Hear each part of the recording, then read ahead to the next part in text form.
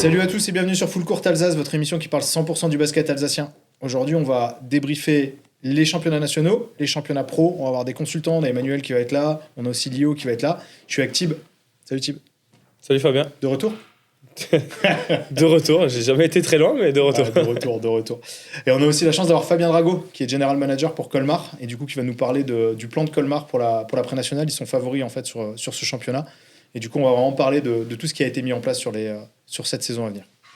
On va commencer avec l'Elite 1 et le match Cholet-Sig. Tib, grosse défaite. Grosse défaite, on s'attendait à mieux de la part de la SIG pour ce premier match, après une pré-saison qui a été quand même plutôt réussie pour la SIG. Maintenant, c'est jamais évident d'aller gagner à Cholet. Le score ne reflète pas vraiment le match. Ils sont à moins 4 à la mi-temps, moins 6 à la mi-temps. Ouais. C'est surtout dans le troisième quart-temps et dans le dernier quart-temps où ils prennent un peu la foudre. Marcus Keane un peu trop esselé. Ouais, Marcus Keane qui fait quand même, je me permets, je te coupe parce que tu parles de lui. Donc 17 points, 11 passes décisives, 21 dévals quand même.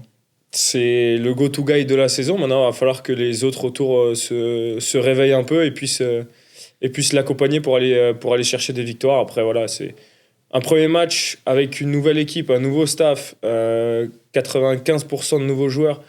Aller gagner à Cholet, c'est pas évident. Donc, c'est pas non plus une défaite alarmante. Ouais, et puis Cholet, de toute façon, joue quelque chose cette saison, comme les saisons passées. Et on sait que ça va être une équipe compliquée à jouer dans tous les cas. Je tiens aussi à dire que Gabe Brown, il termine à 14 points. Donc, ça va quand même porter la SIG. Et il y a aussi, parce que j'ai croisé Patrice Koenig du coup, ce week-end.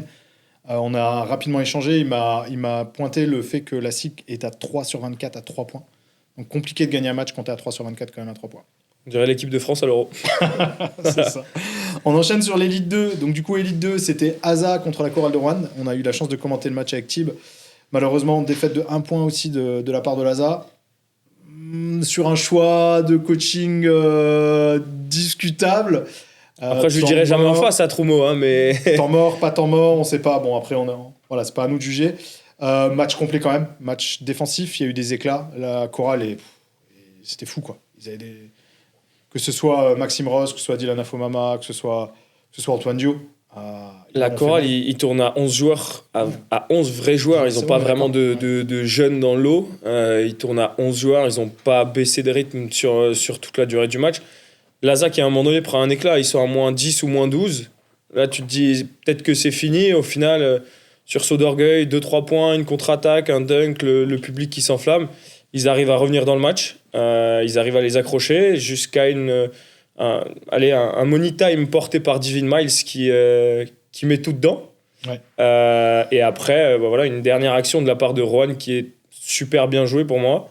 Ils arrivent à trouver le décalage. Maxime Ross qui a 8 mètres pour tirer à 3 points. D'accord. Faut le mettre, hein. Faut le mettre, mais un joueur comme ça, a assumé. Mettre, quand même.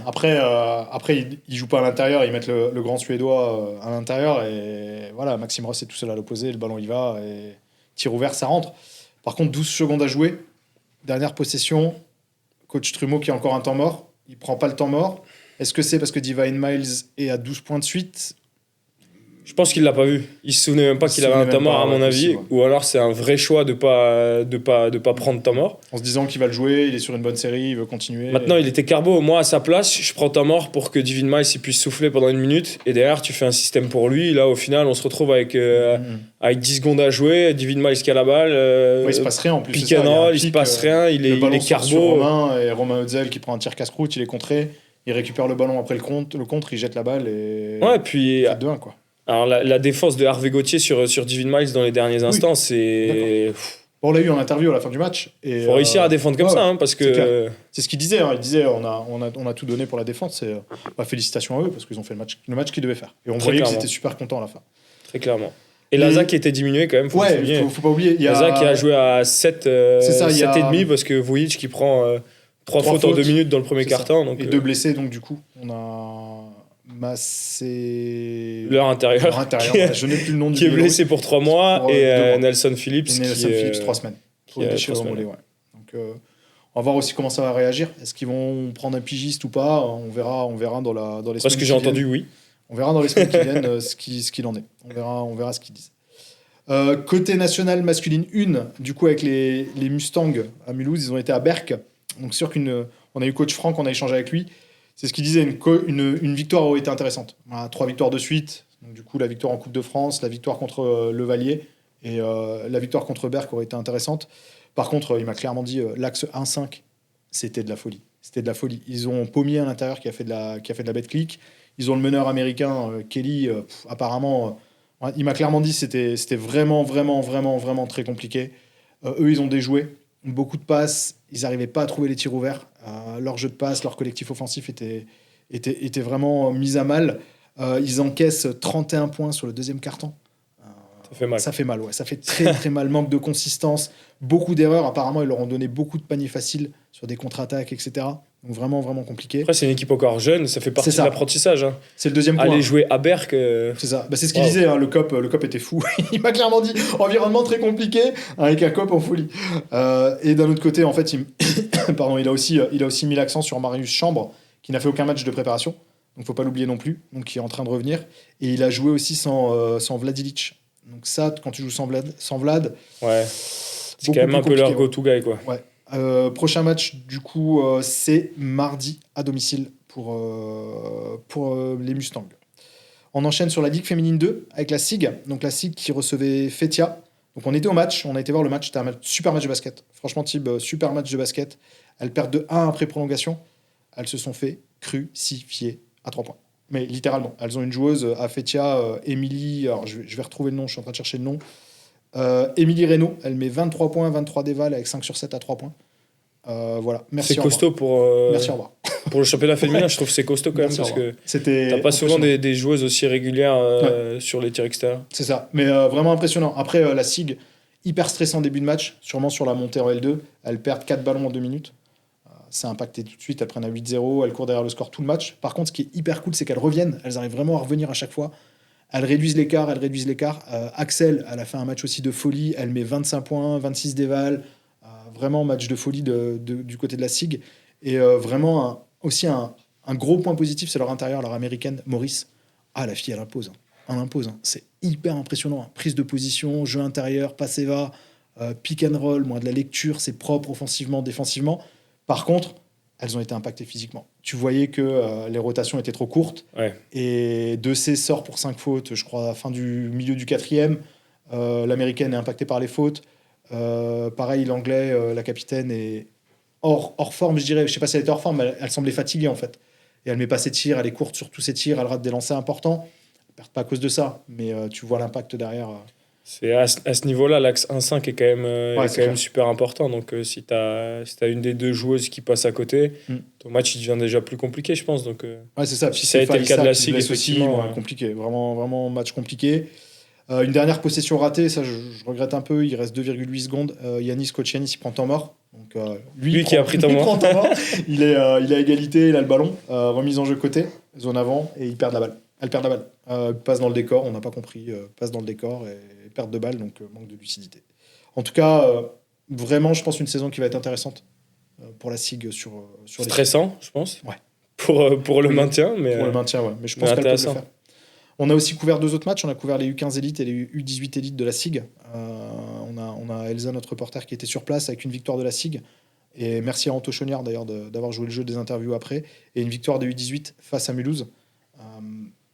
C'est ce qu'on discutait. C'est une première année en élite. C'est une première année de centre de formation. Donc, ils vont avoir du mal. Et surtout face au roster de la SIG en U18. T'as des mecs qui jouent en espoir. On en reparlait avec Patrice Koenig. Ils ont un joueur qui est parti jouer à Cholet avec les espoirs la veille. Et là, il a joué 20 minutes. Il impacte le match.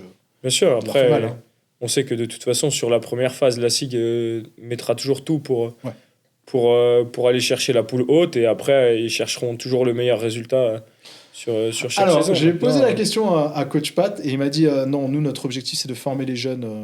pour qu'ils puissent trouver des clubs par la suite, etc. Mais je pense qu'il veut les former à la gagne aussi. Donc, bon. Et après, il m'a dit, après, on veut quand même gagner. Ça m'a fait rire. J'ai trouvé ça cool. Donc voilà pour le point des championnats pro. On a fait le tour. On va se retrouver dans quelques secondes et on va enchaîner avec Fabien Drago, justement sur Colmar, pour parler des championnats pré-nationaux. À tout de suite. Allez, on est de retour sur Full Court Alsace. Cette fois-ci pour parler de pré-nationale masculine avec Tib. On reçoit Fabien Drago. Salut Fabien. Salut Fabien. Salut messieurs. Comment ça va ? Très bien, merci. Hâte de démarrer. Ouais. Alors Fabien, juste pour faire un petit historique, tu étais à KB, Oui. tu es parti à Colmar, là tu as pris la direction générale, general manager du club, c'est bien ça?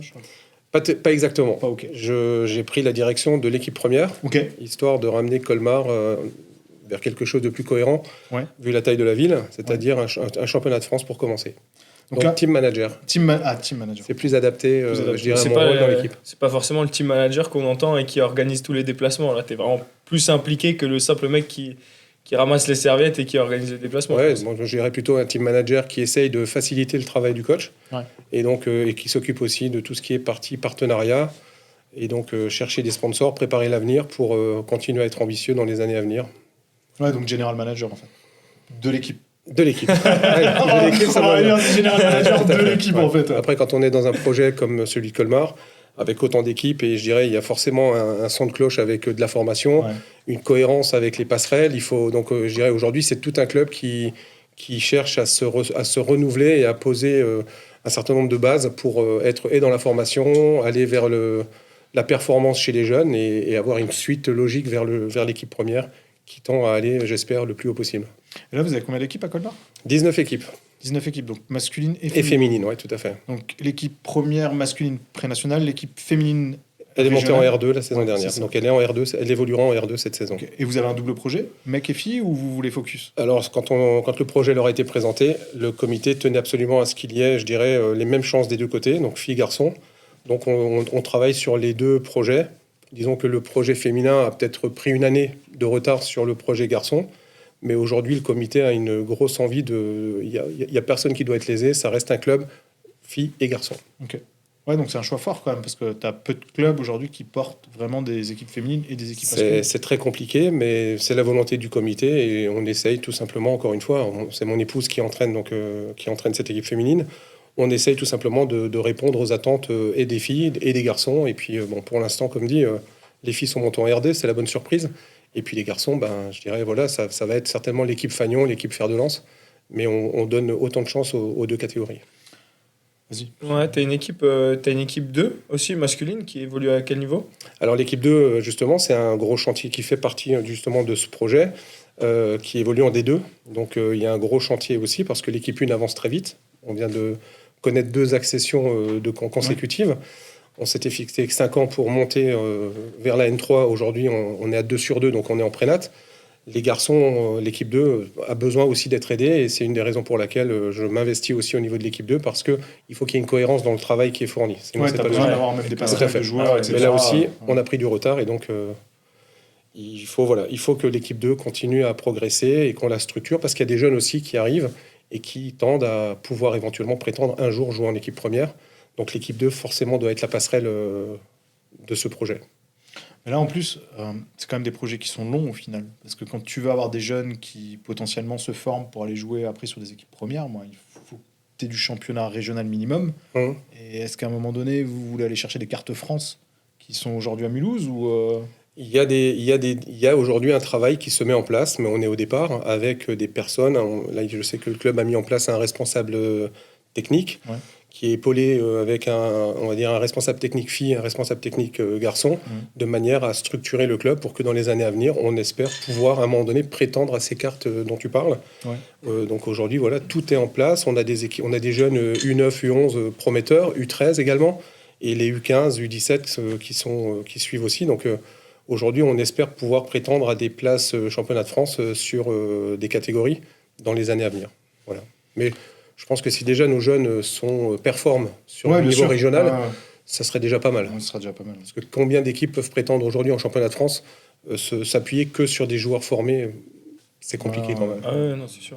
Du coup, on va venir sur ton équipe première masculine, parce que c'est pour ça aussi qu'on voulait t'avoir. On va le dire clairement, vous êtes favori aujourd'hui sur la pré-nationale. Moi, je vous ai vu jouer contre Fürth du coup en Coupe de France, c'est ça. Vous n'êtes pas une équipe de prénat, quoi. C'est... Alors, je vais peut-être vous décevoir, mais disons, on a une équipe sur le papier qui, effectivement, on a réussi à construire vraiment quelque chose de très intéressant qui nous permet de tout de suite, après 2 accessions, être ambitieux. Maintenant, si on fait un peu l'état, je dirais, de l'équipe, on a des joueurs qui, il y a encore 3 ans, avaient arrêté leur carrière, et donc qui ont joué et qui ont connu des niveaux bien plus prestigieux. mais qui ont accepté de revenir pour nous permettre d'être ambitieux rapidement, pour passer ces étapes de la D1 et de la R2. On a donc ces joueurs-là qui aujourd'hui ont 2 saisons dans les jambes, mais en prénat et en R2 et en D1. C'est quand même des garçons qui ont un certain âge aussi. Donc c'est quand même des gars qui ont besoin quelque part de reprendre la mesure avec l'âge en plus, avec je dirais une vie de famille, une vie professionnelle.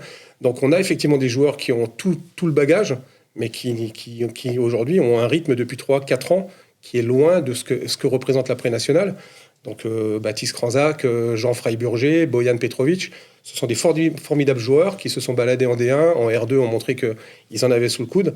La prénat, c'est quand même quelque chose que l'on ne connaît pas. Sûr. Ensuite, on a 3 joueurs qui arrivent, Hugo Dill, Arthur Ekani et donc William Sacco. Ce sont des joueurs qui viennent de dessus, qui ont très peu de connaissances de ce qu'est la prénat.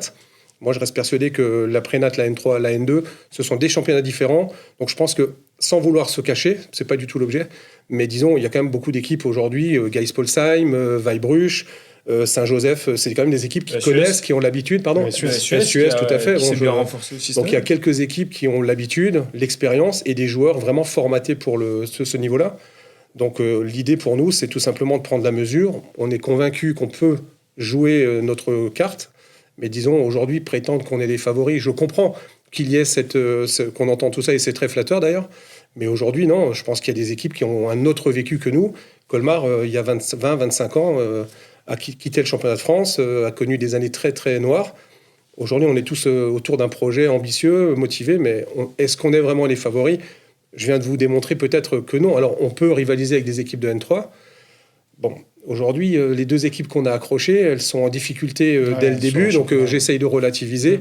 J'essaye juste de rester à notre place. On est promu, on est ambitieux, c'est vrai. On est dans une ville qui a des moyens pour aller chercher, encore une fois, des partenaires et des soutiens financiers, mais tout est à faire, et donc on reste très humble et respectueux du parcours qu'on doit encore réaliser. Si on reste sur l'effectif, on sait que des fois, c'est un peu compliqué pour des joueurs qui viennent d'au-dessus, finalement, de jouer à un niveau qui est inférieur, parce que ça ne défend pas pareil, ce n'est pas les mêmes automatismes, etc. Donc, est-ce que sur les matchs de prépa, tu le ressens avec ces joueurs-là, avec Ekani, avec Sacco, ou est-ce que justement, ils ont réussi pour l'instant vraiment à s'adapter ? Tu as joué un match amical ce week-end contre le SUS, vous avez gagné 2 points. Ouais.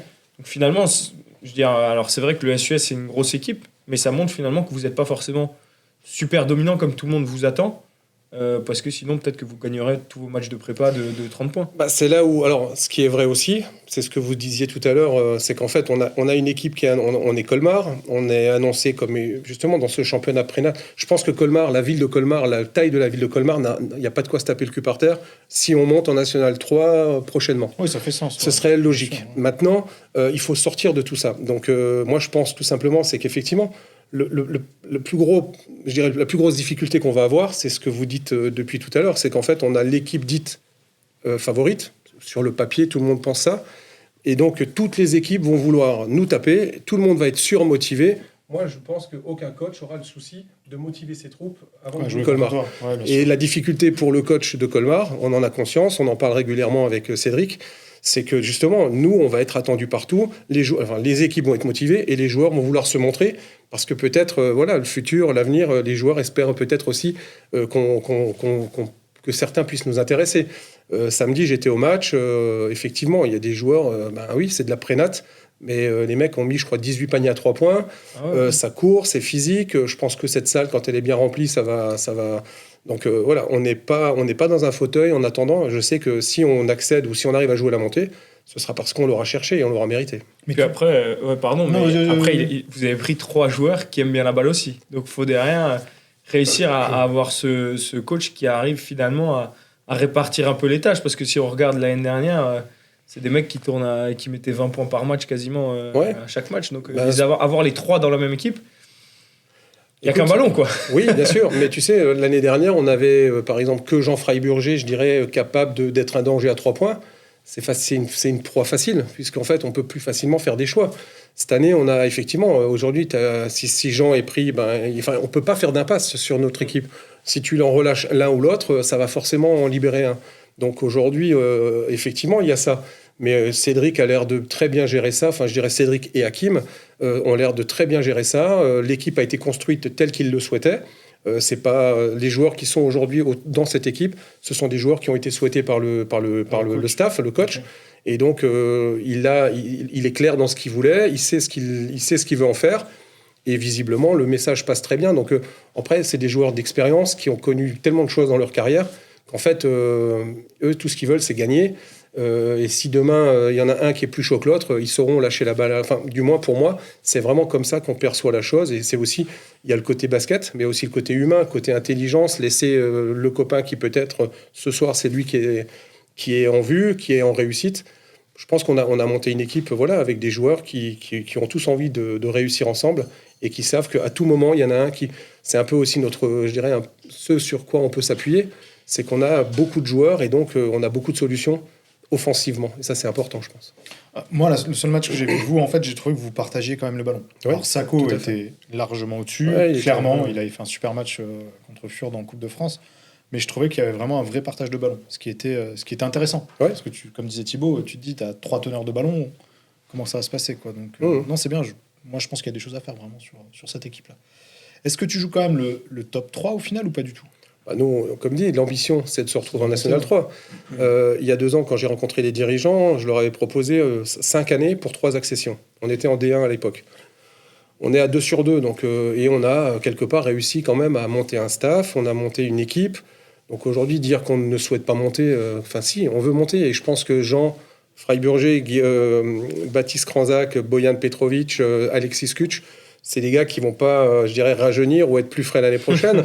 Donc moi, j'espère évidemment qu'on pourra se frotter et j'espère que l'on pourra jouer la montée et la vivre avec eux parce que je sais que ce sont des derniers moments qu'on partage ensemble. Je les connais depuis très longtemps, ces gars-là. Et donc, je dirais, oui, j'espère qu'on pourra vivre quelque chose de fabuleux pour gagner du temps, parce qu'on vieillit tous et que quelque part, en fait, l'idée, c'est de ramener Colmar à un niveau qui semble plus cohérent par rapport, encore une fois, au potentiel d'une ville comme Colmar. Ouais, ça fait sens dans le projet, en tout cas. Ouais, bien sûr. On a le soutien de la mairie, nous donne beaucoup de moyens, alors pas financiers, mais des moyens, encore une fois, structurels. On a des dirigeants qui sont derrière nous. Je dirais, tout est au vert pour que Colmar retrouve, dès que possible, le championnat de France. Mais encore une fois, on est humble, on sait qu'on va être attendu. C'est d'ailleurs ça qui m'embête le plus. Mais quelque part, on sait aussi qu'il peut y avoir un échec au bout. Il y a beaucoup d'équipes qui croyaient que c'était la bonne année et que ce n'était pas le cas. Donc nous, on travaille. Cédric a tous les moyens pour réussir. On a mis un staff médical en place. On a un staff technique. On a des moyens qui nous permettent de dire qu'on peut travailler sérieusement. Et j'espère, encore une fois, si on monte cette année, ce serait mieux. Moi, je compte aussi les années. Il y a 20 ans, j'en avais 30. Maintenant, j'en ai 54. Et donc, je me dis, plus vite, ce sera mieux quand même. Mais du coup, tu vois, juste encore dernière question, par rapport au staff. Parce que tu viens de dire, justement, on a mis un staff médical, on a mis un staff technique, etc. Est-ce que c'est pas surdimensionné pour de la prénat au final ? Non, parce qu'il y a 2 ans, quand j'ai rencontré les dirigeants, je leur ai dit qu'en fait, moi, ce que je voulais faire, c'était se comporter comme si on était déjà une équipe de championnat de France. Okay. Parce que je pense que ça s'apprend. Les jeunes, j'ai parlé des joueurs arrivés, des joueurs anciens, mais je n'ai pas parlé de l'équipe qui est constituée de 4 joueurs aujourd'hui formés au club. Jérôme Fuchs, il y a Michael Abdoul, Antoine Robert et Ludo Schoenstein qui a 17 ans. Et donc, c'est des garçons qui n'ont pas connu qui ne connaissent pas cette éducation de se préparer. J'ai un joueur là qui s'est blessé il y a que 3 semaines. Le dimanche matin, il est chez un kiné qui le prend en main. Alors, c'est sûr que ça peut paraître surdimensionné, mais c'est quand même des choses. C'est une éducation, ça s'apprend. Et c'est la logique quand on veut aller vers la performance et monter. Il faut, je dirais, avoir ce raisonnement-là. C'est pas une question d'avoir la grosse tête, c'est juste de se préparer à ce que le haut niveau, et de plus en plus, le haut niveau influence vers le bas niveau, les niveaux inférieurs, les niveaux intermédiaires. Donc pour moi, c'était de leur dire, il faut qu'on se comporte comme si, puisqu'en plus d'ailleurs, on avait quand même des joueurs susceptibles de se comporter de cette manière-là. Donc l'idée, c'était de leur mettre toutes les choses en main, sans avoir la grosse tête. C'est juste, ça me semble logique pour que les jeunes qui arrivent et les joueurs qu'on attire, les joueurs apprécient de savoir qu'on a un staff médical. Il faut faire une radio. Dans la demi-journée, on arrive à avoir une radio. On peut faire un IRM, on peut faire une échographie. On parle quand même d'un niveau où on veut performer. Donc aujourd'hui, on ne peut pas attendre les urgences et savoir quand est-ce qu'ils vont peut-être donner des idées aussi à d'autres clubs, justement, sur la professionnalisation, entre guillemets, de ce championnat de pré-national qui... mine de rien, demande quand même beaucoup d'investissement humain si tu veux performer. Donc peut-être qu'effectivement, ça donnera des idées à d'autres clubs en se disant oui, ok, c'est une bonne idée. Moi, comme dit, c'est ce que j'avais fait là où j'étais auparavant. Et je veux dire, ça paraît logique, quoi. Donc, on parlait de N2 puis de N1. Pour moi, aujourd'hui, quand on voit certaines équipes de National 3, quand on voit le niveau N2 au niveau de certaines équipes, ça me paraît presque indispensable. Ça fait, pour moi, c'est un peu comme tu veux monter en N3 ou tu veux aller plus loin. Et ton comité, il faut qu'il grandisse avec. Tout le monde, c'est toute l'organisation, c'est tout le club qui doit évoluer. Donc moi, j'essaye d'apporter ma part de ce que j'ai vécu, ce que je crois être important. Pour l'instant, ça me semble apprécié et je pense que ça peut faire la différence quand tu as un joueur qui est pas bien, de pouvoir l'accompagner rapidement. Ouais, mais ça, tu vois, c'est aussi parce qu'on est en Alsace. Je pense que si tu vas dans une autre région où le basket est peut-être moins développé, t'as pas nécessité d'aller aussi loin aussi. Donc il faut aussi garder mesure de ce qu'on est aujourd'hui. Ouais, mais tu vois, moi, j'ai pas été pro. Donc, si tu veux, j'ai toujours rêvé de l'être. Donc, tout ce que j'ai pu toucher du bout des doigts d'un semblant de professionnalisme, je me dis que les jeunes qui arrivent là et avec qui on partage tout ça, on les fait rêver déjà. C'est une phase. Moi, je maintiens, tu vois, Colmar, tu as des gamins de quartier, on est dans les quartiers ouest. Les premières stars qu'ils vont pouvoir voir, encourager, toucher, parler, c'est les joueurs de l'équipe première. Moi, j'étais comme ça et je crois en ça. Donc, je dirais, pourquoi se priver de ce type de choses. Et la chance, c'est aussi d'avoir les gens qui ont envie. Quand tu appelles un kiné, que tu lui proposes et que le gars, il croit au projet, il est motivé, et quand tu as un médecin qui dit « je vais t'aider », c'est génial, en fait. C'est bon coup, voilà, c'est ça. Ouais. Moi, j'ai une dernière question quand même. Ouais, j'ai une dernière question, il va falloir qu'on en parle. Tout le monde dit que vous êtes un peu les Qataris du championnat pré-national, que vous mettez énormément d'argent sur les joueurs, etc. Parle-nous un peu de ça, parce que je pense que les gens qui regardent, tu vois, ils ont envie de savoir ce qui est vrai, ce qui est pas vrai. On sait que t'as jamais la langue de bois. On te demande pas de nous donner les chiffres, mais c'est quand même rare que les mecs en pré-national prennent de l'argent. Donc, écoute, comment vous vous situez là-dedans ? Alors moi, pour être tout à fait très clair, quand la perspective d'arriver en prénat se dessinait, j'ai appelé des présidents et des coachs de prénat N3 pour préparer l'avenir aussi, pour voir s'il y avait une cohérence. Ce qui m'a été donné comme élément m'ont permis d'établir un peu, on va dire une grille. Et cette grille, je l'ai adaptée à ce que l'on pouvait faire. Donc les Qataris, c'est tout, je vous l'ai dit tout à l'heure, c'est relatif. Moi, je pense que, encore une fois, on n'a pas fait de folie. Il y a eu des discussions avec les joueurs. Les gars, quand tu as vécu des choses dans les championnats de France diverses, les gars sont en droit quand tu es joueur et que tu finis meilleur scoreur de National 3, Pool H, tu as le droit de penser. Nous, on a aussi, j'ai quand même une arme aussi, où j'avais un moyen quand même, c'est qu'on a un projet ambitieux. Je pense que sur le Haut-Rhin, pour rester très modeste, dans le Haut-Rhin, je pense qu'après Mulhouse, Colmar veut retourner vers la N3, la N2, peut-être plus loin un jour. C'est aussi c'est un argument que j'ai mis sur la table en disant regarde ce que je te propose. Est-ce que d'autres clubs sont en capacité de proposer ça ? Et ça a une valeur aussi. Donc le projet, ça m'a permis. Et encore une fois, ça me fait rigoler parce que moi j'aime bien qu'on parle de nous et qu'on s'imagine des choses. Mais on est loin de. Sincèrement, on n'a pas dépensé l'argent parce que vous n'avez pas signé avec des Qataris qui vous ont donné des millions. Pendant 20 ans, j'ai toujours fait avec des budgets très serrés. Ce serait con aujourd'hui de dilapider ce que l'on arrive peut-être à mettre de côté. Il y a tout un club qui vit sur les rentrées partenaires. On prépare l'avenir. Je sais qu'à un moment donné, peut-être, il faudra mettre la main à la poche sur peut-être 2 joueurs, peut-être dès l'année prochaine, si on est en National 3 et qu'on veut tout de suite rebondir, parce que l'idée, c'est pas pourquoi pas tout de suite continuer, profiter de peut-être encore un petit peu de Baptiste, de Jean, on ne sait jamais, s'ils ont encore des envies, et peut-être qu'il faudra mettre le paquet sur 1 ou 2 joueurs. Donc je pense qu'il faut être très, très... Non, on a été raisonnable, très, très, très sérieusement. Je ne dirais pas combien, mais en tout cas, ça a été très, très... Les gars ont été très sérieux, et on a un accord avec tous les joueurs. Si on monte en N3, effectivement, il y aura des discussions. Mais aujourd'hui, on n'est qu'en pré-national. Donc l'idée, c'était aussi de rester raisonnable. Et ils sont très raisonnables. Ça, et c'est pas de la langue de bois. Il n'y a pas eu d'abus. Les gars ont trouvé cohérent les échanges qu'on a eus et ont accepté ce que nous avons proposé. Aucun joueur m'a mis la pression ou a voulu être... c'est pas l'argent qui a fait venir les joueurs. C'est le projet colmarien. C'est bien. Félicitations. En tout cas, merci. Vraiment. Merci beaucoup, Fabien. Merci à vous et bravo pour ce que vous faites. Je suis très fier et heureux de ce soir représenter le club de Colmar. Avec grand plaisir. C'est gentil. Merci à toi. À plus. Allez, on est de retour sur Full Court Alsace pour débriefer les championnats nationaux et on reçoit Lio et Emmanuel. Comment vous allez, les gars? Super. Salut Fab, salut. Comment vous allez, les gars? Ouais, les gars, nous très bien. Top. On va attaquer sur le championnat féminin avec toi, Manu, et après on enchaîne avec Lio. Yes. Très bien. On attaque sur la NF1. Alors Ouais. ça va, je pense que tu as de l'info là quand même. Écoute, j'ai la super info. Nous, on revient CSL d'un- Dijonais, Gaispo, donc 58-73 avec C'est une ça. victoire à la clé. On revient d'un match assez difficile quand même, parce que Dijon est une équipe qui vient de monter. On rentre pas trop bien dans le match, mais après, derrière ça, on arrive quand même à asseoir un peu notre expérience, on va dire, sur la Nationale 1. On a des situations de fast break aussi qui nous mettent bien, on défend dur, on est monté crescendo en tout cas sur le match. Ouais. Elles n'ont pas réussi en tout cas à poser leur jeu. Quoi. Donc ça Ouais, a t'es été- devant tout le match en fait. Pas tout le match, hein. On perd le premier quart quand même, de 3 points. Et on finit à +1 à la mi-temps, avec un tir de Whitney à 3 points, là justement, qui nous remet bien. Et puis après, en deuxième mi-temps, en fait, elle ne voit pas le jour. On remet un 24-12, je crois, un truc comme ça. Ok. Et après le dernier quart, il passe en zone en face. Et ça nous met un peu plus dans la difficulté parce qu'on trouve moins d'espace pour jouer. Ouais, logique. On a moins d'adresse, mais sinon, on remporte quand même ce carton-là. Et puis voilà, on a fait le boulot, on va dire. Parce que je pense qu'il y a pas mal d'équipes qui vont risquer de se casser la gueule là-bas. Ouais. Elles ont joué avec beaucoup d'euphorie aussi sur le début de match. Premier match à domicile, tu joues une sorte de match historique, en tout cas pour elles aussi, quoi, une entrée en N1. Et, C'était les promus en fait. Ouais, c'est ça. Ouais. Ok, d'accord. Donc on s'est fait avoir en tout cas par leur euphorie, mais on a bien rectifié le tir, donc ça va, c'est cool. Et votre meneuse, l'américaine, a fait un Écoute, bon match. Bi a fait un bon match.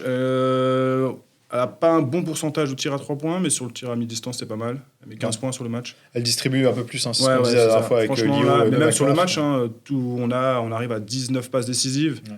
ce qui est quand même pas mal. On pique 18 ballons. Ça, c'est propre. Ouais, ça, c'est vraiment propre. Ça, On c'est arrive vraiment à convertir, en tout cas, les interceptions en situation de scoring pour nous, donc ça, c'est plutôt intéressant. Et puis, ouais, pour Bi, franchement, elle a vraiment changé son jeu cette année, c'est vraiment cool, quoi. C'est un Ouais, régal, c'est- non, de l'avoir dans ton équipe. Ah ouais, franchement, C'est bien que ça continue. Parce que, du coup, c'est un vrai plaisir. c'était une question qu'il y avait avec Laurence quand on l'avait reçu. Ouais. Et puis même avec toi, Lio, on en avait Ah. parlé. C'était de se dire est-ce qu'elle va continuer justement à distribuer le ballon, à être un peu moins en possession du ballon, à jouer moins, c'est un Mhm. contrat, etc. Mais c'est bien. C'est une bonne chose. Prochain déplacement à Montferrand. Non, prochain match à Montferrand. Prochain match, prochain match, domicile nous, on joue à domicile, on Joue à reçoit domicile. le centre fédéral. Ouais. Ok. NF2. Pardon, je raconte des bêtises. Ouais. BCNA. BCNA, alors BCNA Saint-Delphin. contre Saint-Delphin, Bordeaux. Plus 6 pour BCNA, donc 69-63. Franchement, j'ai regardé le match. C'était pas mal. Franchement, stratégiquement, en tout cas, les deux coachs se sont vraiment rendus des coups. Il y a eu un match avec quand même 40 fautes. Je crois un peu plus de 40 fautes. 40 fautes sur le Ça match. vaut Ça a mis Ça a des duré brins. 3 heures et Mais après, quart. c'est les attitudes aussi défensives qu'ont justement Saint-Delphin et David avec BCNA. C'est que c'est des défenses super agressives. C'est défense tout terrain. C'est dans ton short tout le temps. Et puis ça a mis des gros brins. Parce que si j'ai pas de bêtises, je crois que sur un carton, le dernier carton, je crois qu'elle va mettre 22 ou 23 points à BCNA. Ok. Elle tire 13 fois au lancer quand même. Ouais, elle score 13 fois au lancer. Ouais, ok, d'accord. Donc, ouais. Donc Bordeaux a sorti la boîte à gifles en tout cas. Mais ouais, c'était assez intéressant en tout cas à regarder. Et faudra juste que nous on puisse les scouter aussi un peu parce que c'est pas mal. Ça C'est quand le change. derby Le derby a lieu dans 2 semaines. Ouh, ça va vite là. Donc 2-3 semaines, ouais. Donc ça va être un gros match. Et du coup, c'est eux qui se déplacent à Montferrand, autant pour moi. C'est ça. Je C'est me- eux qui se déplacent je- sur Je me suis Montferrand, ouais. décalé d'une ligne. Montferrand qui n'a Ah, pas ça. joué ce week-end. Enfin, qui n'a pas joué parce que le centre fédéral justement a déclaré forfait. Ok. Ce qui est assez atypique quand même pour le centre fédéral. Elles sont dans la galère. Ouais, des Il y a des blessés, des explications à ça malades Ouais, et ouais, tout. il y a des cas Covid. Et en fait, il fallait prioriser justement le match de ligue. Et donc, les filles sont parties. Ouais, ça fait sens. C'est ça. On enchaîne sur la NF2. La SIG qui a perdu contre La Paris. SIG a perdu contre Paris. Ok. Ouais, alors 49-76. Ben, un problème aussi pour la SIG, hein, c'est que la Ligue s'était enlevée de rideau. Donc, la Ligue 2, je pense, n'a pas mis de joueuses. Les U18 France ont joué en même temps Ok. à Orly. Donc, tu as une équipe un peu plus amoindrie. Et puis, je pense qu'ils se sont fait avoir par la jeunesse. Et puis, Paris, de toute façon, c'est une équipe qui va jouer le très très haut de tableau en N2. Donc, Ouais, puis ils veulent construire aussi peut-être C'est pour ça. plus. Donc, bon, après, je pense que pour la SIG, c'est pas déconnant en tout cas cette défaite. Ça rentre vraiment. Je pense pas que ce soit un match que. oublié quoi. Ouais, c'est ça. À oublier. Pas de match du coup pour ce week-end pour la SIG. Non. On enchaîne sur Templeuve Azaveyersheim avec leur première victoire. Exactement. Et 56-88. avec une Bodo de gala. Putain, elle fait. Ouais, 7-3 points. Félicitations, Mathieu. Franchement, elle met 27 points sur le match. Elle est bien accompagnée par Léa Rim aussi. et par de la Hog aussi dans la raquette. Mais franchement, gros match en tout cas. Il a plus de 10 à la fin du premier quart. Et puis voilà. Ouais, il déroule. Je les ai eu, il déroule. Il déroule vraiment. Franchement, moi je l'ai eu par message et on a échangé après sur des audios. Et franchement, tu sentais en tout cas qu'il était super content de son match. Ouais, clairement. Les filles ont vraiment fait un gros job dessus. Maintenant, il reçoit Orly. C'est ça. Donc voilà, Orly a perdu le premier match, n'a pas joué le week-end dernier. À voir ce que ça va donner. Ouais. Et Orly était descendu de la N1, donc je pense qu'il a aussi des ambitions de pouvoir retrouver le haut. Donc voilà, ça va être un gros match, je pense. Inquiétant pour les Panthers. Chesney Versailles Panthers, 68-57, 0-2. Ouais, j'ai eu une ancienne joueuse en plus que j'avais, pardon. qui s'appelle Lola Houplin, là, je l'ai eu, qui joue maintenant à Versailles et qui m'a clairement pas fait d'éloge en tout cas sur Mulhouse. Je vais demander d'être un peu plus, partial et formel en tout cas pour que je puisse au moins avoir un petit compte rendu. Et en fait, Mulhouse est vraiment dans le dur. Les filles n'arrivent pas, les duels, elles les tenaient pas. Justement, Versailles est passé en zone parce qu'en fait, il n'y avait pas de qualité de tir. Et c'est ça qui a fait gagner le match, en tout cas. Quoi. Okay. Ouais. Donc là, ils vont en réception de Tomblaine. Ils reçoivent Tomblaine, ouais, c'est ça. Et la Tomblaine aussi qui est sur 0-2. Donc je pense que ça va être assez difficile pour Mulhouse, je pense. Bon, ça a quand même été week-end noir. Une victoire, 2 défaites au final pour l'Alsace. Et on enchaîne sur la NF3. Du coup, avec BCNA Wittenheim, 78-56, avec une victoire d'Étienne cette fois-ci. Exactement.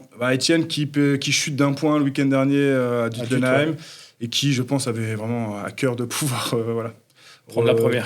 Grosse victoire, quoi. Et grosse victoire en plus, franchement. Victoire. Bon, après, Wittenheim, ça va être. Je pense que Pierre, si un jour on le fait venir, je pense qu'il échangera aussi là-dessus, mais je pense que c'est une saison assez compliquée pour Wittenheim, qui a perdu pas mal de joueuses. Ouais, exactement. Une équipe en reconstruction, qui était déjà pas très bien l'année dernière en N3. Et du coup, prochain match, derby orinois entre Wittenheim et BNS. C'est ça. Norsungo.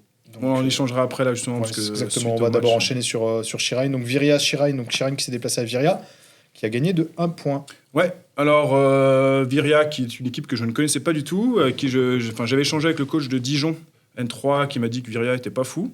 Et quand je vois que finalement Viria a perdu que d'1 point, je me dis voilà. Bon, Robin disait domination à l'intérieur. C'est ça. Ils l'auront marché dessus. Il a une grosse raquette. C'est son jeu. C'est le jeu ça sera le jeu de Shirain cette année. Il a une grosse raquette. Donc prochain match j'ai vu quelques vidéos, t'as l'impression qu'il jouait contre des poussines. Ouais, mais en même temps, secteur intérieur de Shirain, c'est ouf. On en parle la semaine dernière. On en parle la semaine dernière. C'est géant, quoi. Ouais. Anna et ce qu'il a recruté aussi d'Annemasse là, c'est. Petite correction d'ailleurs, il a eu une seule joueuse de Annemasse, parce qu'il nous a bien dit, je n'ai pas eu 2 joueuses de Annemasse, mais une seule. Une seule. Donc on avait dit 2 moi j'avais dit 2 la semaine dernière. Prochain match contre Bervillers. Ouais. On le verra plus tard aussi, mais Bervillers dans le dur est compliqué, donc à voir ce que ça va donner. On enchaîne sur BNS contre Dut avec une deuxième victoire de rang. Deuxième victoire de rang pour le promu de la Prénat, la N3, justement Dut-Lenheim. C'était un match assez atypique, quand même, un match à huis clos, suite à un petit problématique qu'il y a eu l'an passé entre BNS et Bervillers. Donc c'était un derby assez chaud, en tout cas, orinois, et donc ils ont eu une pénalité, en tout cas, sur le match à huis clos. En plus, ce BNS commence vraiment bien dans le match, mais après, derrière ça, Terrick change sa défense, fait jouer une joueuse juste pour défendre, et qui est Gaëlle Meyer. Et Gaëlle Meyer, en fait, fait un match de feu. Elle a 19 points sur le match, je sais pas combien de rebonds. Bonne défense. Ouais, bonne défense. Et puis, il a vraiment accentué, en tout cas, son match-là, en tout cas là-dessus. C'était vraiment, les filles, on va défendre à fond, on les tient à moins de 60. Et c'est ce qu'il a tenu, en tout cas. J'ai échangé après, justement, avec Laurent, qui m'a dit clairement, ça a été difficile pour lui, en tout cas. Il y avait toujours un cran au-dessus. Défensivement, au niveau de l'intensité, Dut-Lenheim était vraiment au-dessus. Et donc, la pièce est tombée du bon côté, en tout cas, pour Dut, quoi. 2 fois de suite. 2 fois de suite. Continue, on en parlait la semaine dernière. Je pense que Dut, Shirain. Ça va être un match à voir. C'est le match à voir. Dut, Shirain, c'est le match à voir. C'est ça. On enchaîne sur Dijon contre Gaispo. Première défaite de Gaispo. Du coup, 66-57. C'est ça. Défaite un peu frustrante pour Aurélien. Il y avait de la place sur ce match-là. Après, elles ont, je pense, couru après le score pendant tout le match. Elles passent de moins 15 à un moment à moins 5. Mais finalement, je pense que les efforts ont été trop importants pour pouvoir passer ce cap-là et arriver dans la durée et passer au-dessus. Mais elles se rattraperont en tout cas à Champagnole, je crois. Ouais, Champagnole, le prochain match, effectivement. Ouais. Et j'ai oublié de préciser mes prochaines rencontres pour Dut, c'est Viria. Oui, Et on termine sur le dernier match NF3, Bervillers contre Dijon. Alors, Bervillers qui perd de nouveau de 12 points. C'est ça. Alors, Bervillers, voilà, on connaît un peu le contexte aussi. Ouais, il y a un contexte difficile à Bervillers. Là, pour le coup, c'était le premier match à domicile depuis l'annonce du décès de Jérémy. Donc, je pense qu'il y avait, les filles aussi étaient un petit peu dans pas un good mood pour le match. Mais Lucie est revenue aussi de sa campagne internationale. Voilà, je pense que le temps que ça prenne, ça mettra quelques temps. Mais je pense que Bervillers, en tout cas, ne passera pas dans les méandres du classement. On va dire que c'est quelques matchs en tout cas, et je lui laisse encore 3-4 matchs à pouvoir rebondir en tout cas et faire quelque chose de correct. Parce que franchement, Dijon, alors pour avoir échangé justement avec Fred, qui est le coach de Dijon, lui, en gros, il m'a dit il n'y a pas d'adresse, nous, on a couru en fait, tout simplement. Ouais, c'est ça. On a couru et c'est ça qui nous a permis de pouvoir justement faire cet écart-là, parce que tu regardes le score, tu vois, 53-65, il n'y a pas une grosse adresse sur le match. Quoi. Donc, voilà, quoi. Et prochain match du coup de Bervillers contre l'Ogre. Contre l'Ogre de Chiraine, exactement. Et ça va être compliqué. Très compliqué. Je pense que ça va être à oublier si jamais c'est. Ouais, c'est pour ça que je disais 2-3 matchs, tu vois, histoire que. Non, mais il faut qu'ils se remettent en place. Exactement. Ça va aller. Merci Manu.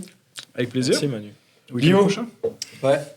On enchaîne direct sur la NM2. On enchaîne direct. Avec bien malheureusement une défaite de la part de Holsheim. Et du coup, Holsheim qui se retrouve à 0-3.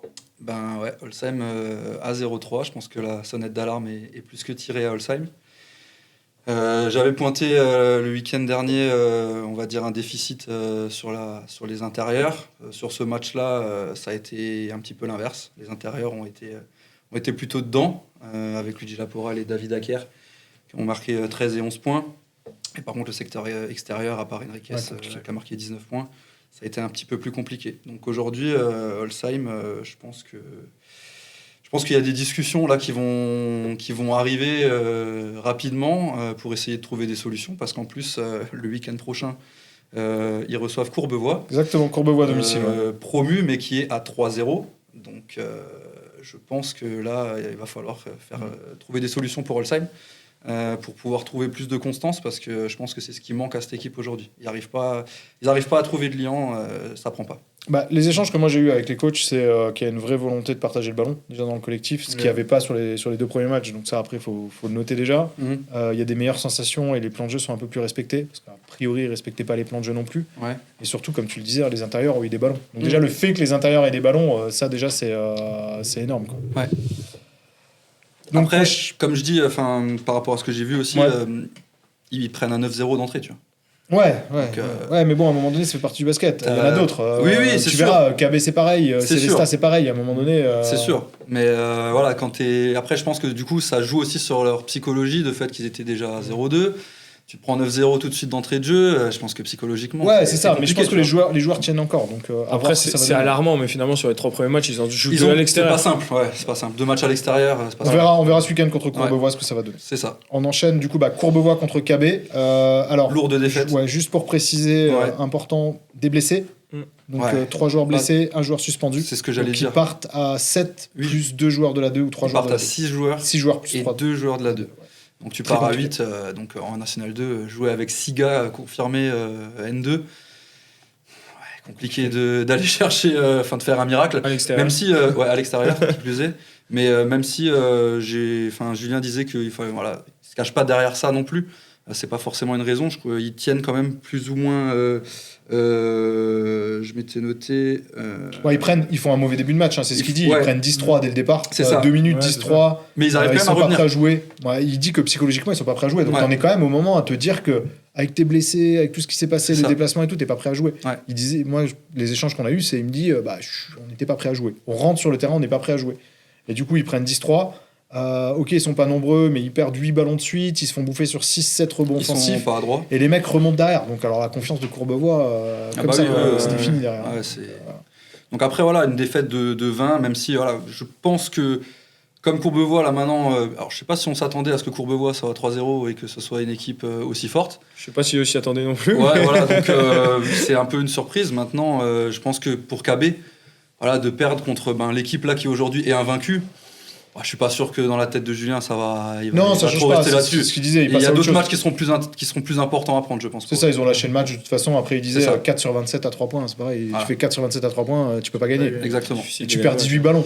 Oui, c'est pareil. Trop compliqué. C'est ça. Next game, c'est contre la Charité, du coup. Ouais.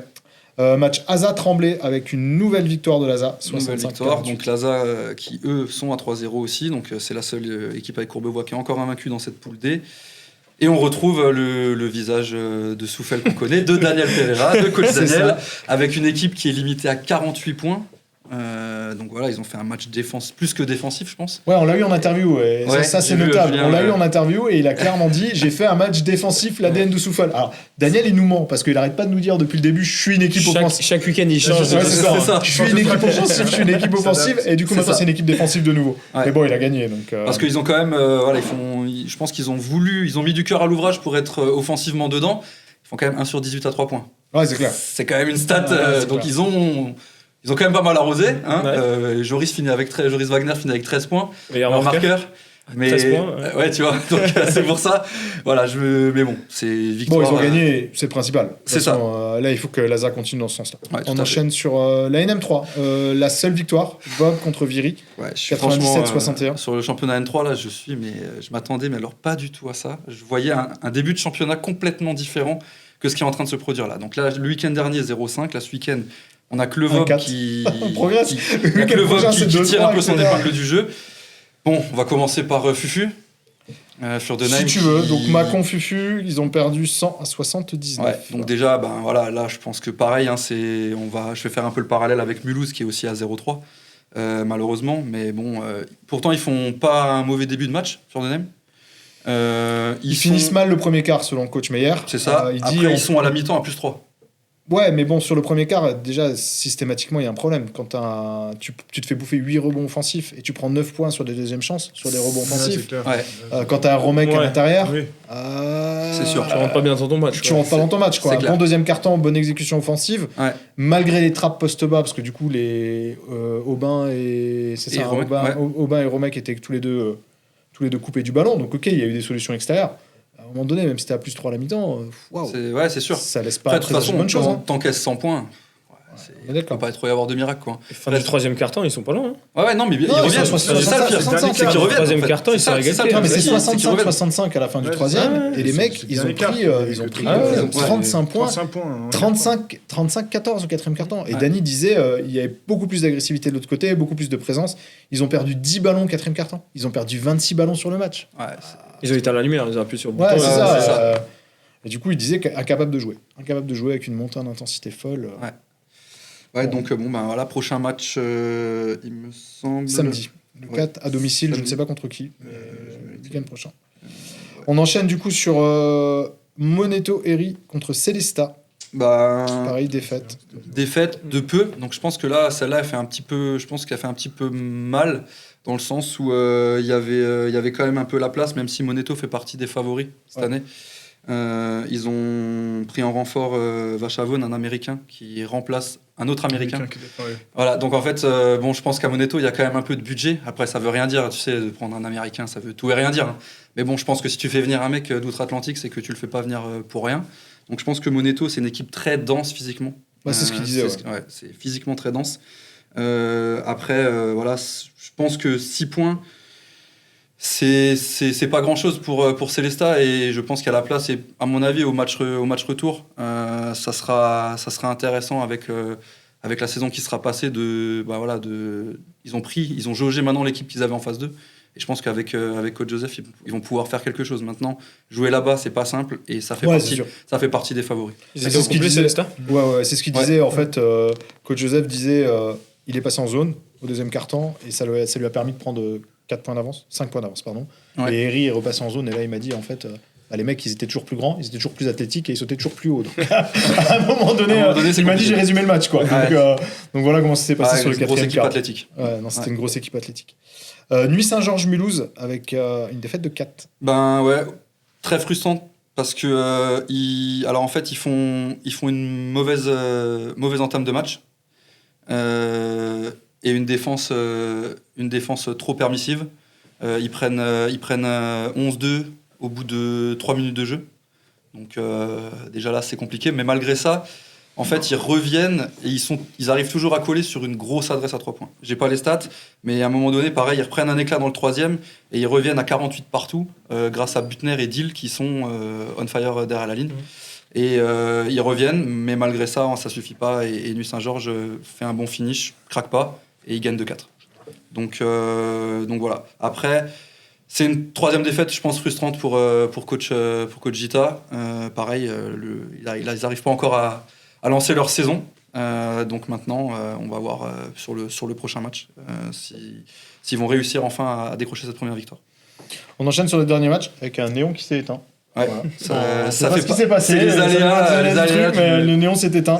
Éveil sportif Riedisheim avec -6 pour Riedisheim. Ouais, -6 pour Riedi. Encore une courte défaite. Le week-end dernier, ils perdent de 2 après prolongue. Maintenant, je pense que l'absence de Kevin Walter a pesé beaucoup sur cette rencontre. Voilà, puisqu'un joueur comme lui, avec son expérience... Leur mettre à jouer, en vrai, offensivement. Leur go-to guy, comme tu l'as bien dit avant, Thibaut. Après, Montmoreau fait un match de traînard. 30 minutes de zone. En National 3, c'est quand même pas fréquent, je pense. Donc, malgré ça, Riedi, en fait, est devant 75% du temps. Enfin, jusqu'à 5 minutes de la fin du match, Riedi est là. Et à la fin, en fait, pareil, un peu, ils éteignent pas la lumière ou le néon, mais ils craquent. Et en fait, Riedi, c'est plus Montmoreau qui a fait déjouer Riedisheim que Riedisheim qui a mal joué, en fait. Voilà. On peut résumer le match comme ça. Donc, une défaite un peu frustrante. Malgré qu'en face, il y a quand même Boris Méno, qui est un ancien pro qui est passé par Aix-Maurienne et Nantes en Élite 2 il y a fort longtemps, 42 ans, il a mis 23 points. Donc, voilà. 42 ans, 23 points. 42 ans, 23 points. Donc, voilà, ça reste... je pense que c'est pareil. C'est un joueur qui a pesé, lui, à la différence de Kevin Walter, qui était absent, du coup, par son expérience. Donc, voilà. Ok. Merci, les gars. Merci à vous, les gars. Merci, messieurs. Plaisir. Merci beaucoup. À plus. À plus. Bye. Merci à tous de nous avoir suivis sur Full Court Alsace. Merci Thib. Merci Fab. Merci à tous d'avoir été présents, à tous nos invités. N'hésitez pas à nous suivre aussi sur les réseaux sociaux et à suivre nos interviews. On est présent sur certains matchs ce week-end. Je pense qu'on va à la KB, on va à la Holsheim. On va essayer de voir pas mal de matchs. Donc n'hésitez pas si vous voulez des interviews en temps réel. N'hésitez pas à nous suivre sur Instagram et à nous suivre sur YouTube aussi. N'hésitez pas à partager, à liker. Et on se voit la semaine prochaine. Allez, à plus. Ciao. Ciao.